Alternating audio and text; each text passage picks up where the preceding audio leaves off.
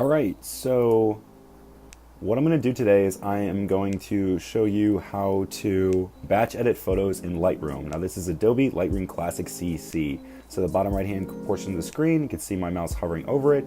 It is the LR with that light bluish tint. So you go ahead and double click that.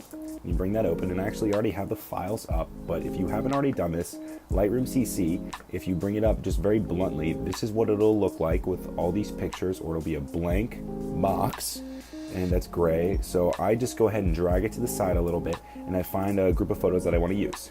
And what I do with that group of photos is I just basically drag them all in. And I've already done that, so those are my photos that I want to use in Lightroom.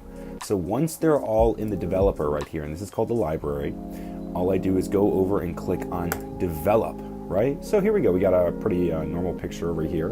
And what we do from here, we can actually zoom in, zoom out, you can see all of this stuff.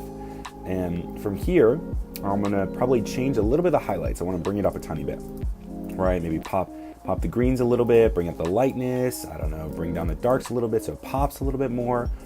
And yeah, so that's a little bit of a touch-up edit. And let's say I have like 40 or 50 other pictures like that, right? Which is really cool. So I go back to my original, and see that's a little bit different, and I go up to settings, I go up to click on copy settings. I got all this interesting stuff here. Do not worry about any of this. Just click copy, and then you select one of the photos that hasn't been touched up, or you can select 50 of the photos. You can either do like Command A or Shift and then drag to get like a couple. So now I have a couple photos, and all I gotta do right now, and make sure that your original photo, that doesn't need to be selected since you already copied it, but you go to the photos that aren't touched up, and you just click Shift, and you hold down Shift, click however many you want, you go back up to settings, and you go all the way down, and you click paste settings. Click on that. All right.